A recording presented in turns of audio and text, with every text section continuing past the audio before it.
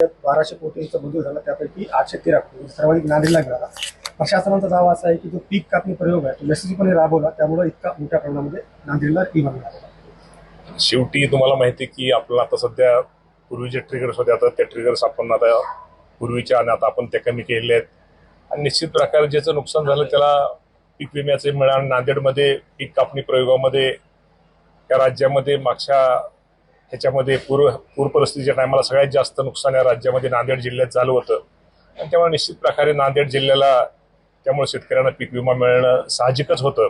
आणि ती रक्कम नांदेड जिल्ह्यामध्ये माझ्या शेतकऱ्यांना मिळालेली आहे.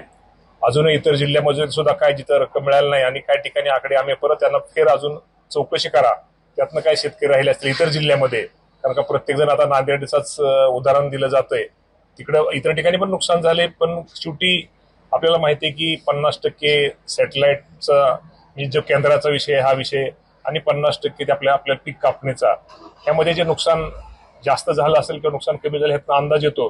त्यातनं काही ठिकाणी अजूनही असं वाटतं की थोडं काही ठिकाणी आपण दुरुस्त करणं गरजेचं आहे. आम्ही त्या बाबतीमध्ये विमा कंपनीशी आणि शिवराज सिंग चौहान साहेबांशी केंद्राशी बोलतोय की जेणेकरून त्या बाबतीमध्ये आपण सर्कल वाईज आम्हाला तिथं रिपोर्ट द्या की कुठलं नुकसान झालंय. आणि जे काय शेतकरी अजूनही वंचित राहिलेले आहेत नांदेड जिल्हा सोडून इतर जिल्ह्यातले, त्या शेतकऱ्यांना सुद्धा खरं तर पीक विम्याचा लाभ मिळाला पाहिजे अशी आमची केंद्र सरकारला मागणी आहे आणि विमा कंपनीला पण आम्ही त्याकडून घेतो. नांदेडचा हा जो पॅटर्न आहे तो राज्यामध्ये राबवण्याची इच्छा किंवा तसं करता येईल? 100% नांदेड जिल्ह्यातल्या म्हणजे सगळ्यांनीच खूप चांगलं काम ज्यावेळेस या भागामध्ये पूर आला होता त्यामध्ये सगळ्याच शेतकरी आमच्या कृषी विभागाने महसूल विभागाने खूप चांगलं काम यामध्ये इथं केलेलं आहे. आणि निश्चित त्याचा फायदा माझ्या शेतकऱ्यांना झालेला आहे ना. ऑलरेडी नुकसानच नांदेड जिल्ह्याचं सगळ्या राज्यामध्ये जास्त झालं होतं. हिंगोली परभणीला मोठं नुकसान झालं होतं, त्या प्रवृत्तीमध्ये विमा मिळाला नाही, म्हणजे यासाठी या बाबतीमध्ये नाही या बाबतीमध्ये आम्ही निश्चित प्रकारे त्या बाबतीमध्ये चौकशी निश्चित प्रकारे करतोय की आम्ही त्यांना सर्कल वाईज त्यांचं जे रिपोर्ट आहे विमा कंपनीचे सर्कल वाईज आम्हाला द्या, त्यातनं काय दुरुस्ती करता येतील, त्यातनं काय शेतकरी अजून त्यातनं त्यांना शेतकऱ्याला लाभ मिळेल तो आमचा प्रयत्न आहे. खताचा तुटवडा जाणवतोय, खताच्या तुटवड्या बाबतीमध्ये मी तुम्हाला एवढं सांगेल की शेवटी तुम्हाला सगळ्याला माहिती आहे की जे इराण आणि इस्रायलचं युद्ध चालू आहे त्यामुळं अडचण आहे. पण आज अडचण नाही, परंतु भविष्यामध्ये अडचण येऊ शकते. परंतु त्या बाबतीमध्ये आम्ही निश्चित प्रकारे आमचा कृषी विभाग त्या बाबतीमध्ये सतर्क आहे.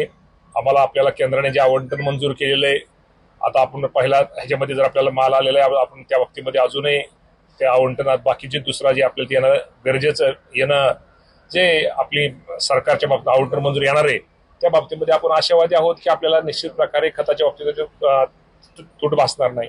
खरीपाच्या अनुषंगाने काही राज्यामध्ये काही आढावा घेतला? खरीपाच्या अनुषंगाने निश्चित प्रकारे आम्ही आढावा घेतोय की ह्या वर्षी आपल्याला किती बियाण्याच्या बाबतीमध्ये असेल, खताच्या बाबतीमध्ये असेल, पाण्याच्या बाबतीमध्ये असेल, काय केलं पाहिजे, कुठल्या उपाययोजना केल्या पाहिजे त्या बाबतीमध्ये राज्य सरकार काळजी घेते. आणि आपल्याला माहिती आहे खरीप हंगाम हा आपला मोठा हंगाम असतो, त्यामध्ये जी पिकं असतात निश्चित प्रकारे चांगलं शेतकऱ्यांना बियाणं चांगलं त्यांना दर्जेदार मिळालं पाहिजे, त्यामध्ये कुठल्या शेतकऱ्याची फसवणूक झाली नाही पाहिजे.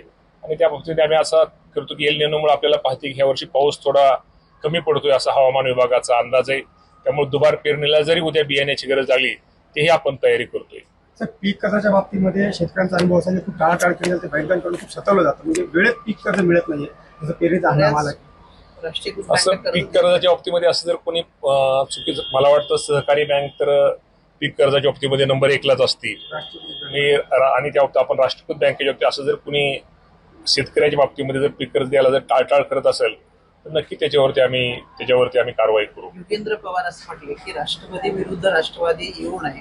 अजित पवार दादांची इच्छा होती की दोन्ही राष्ट्रवादी एकत्र आल्या पाहिजे आणि ते येतील, पण या संदर्भातला निर्णय जे आहे ते वरिष्ठ घेतील. तुम्हाला काय वाटतं? आता या बाबतीमध्ये आमच्या प्रमुख सुनेत्रा वहिनी पवार आहेत, या बाबतीमध्ये मी बोलणं उचित नाहीये. या बाबतीमध्ये सुनेत्रा वहिनींना जर आपण या बाबतीमध्ये विचारलं तर बरं होईल.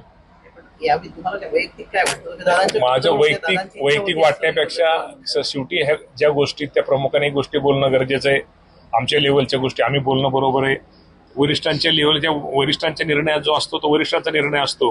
त्यांच्या निर्णयात आम्ही आमच्यासारख्यांनी जास्त बोलून कुठेतरी तुमच्या समोर येऊन काहीतरी ब्रेकिंग न्यूज देऊ नये. शेतकरी नेते बच्चू कडूंचा पक्ष प्रवेश झाला शिवसेनेमध्ये, काय वाटतं तुम्हाला? बच्चू कडू आमचे मित्र आहेत, आनंद आहे महायुतीमध्ये बच्चू भाऊ सारखा अनुभवी नेत्याचा निश्चित आम्हा सर्वांना सरकारला त्यांच्या अनुभवाचा त्यांच्या कामाचा फायदा होईल.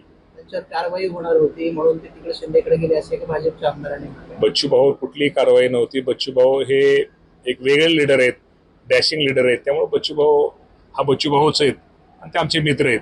त्यामुळं निश्चित त्यांचा येण्यानं आमच्या माहितीला फायदाच होईल. महाराष्ट्रातील ताज्या बातम्यांसाठी बघत रहा टाइम्स टुडे 18 न्यूज. सोबतच शेअर करा, सबस्क्राईब करा आणि बेल आयकॉन प्रेस करा.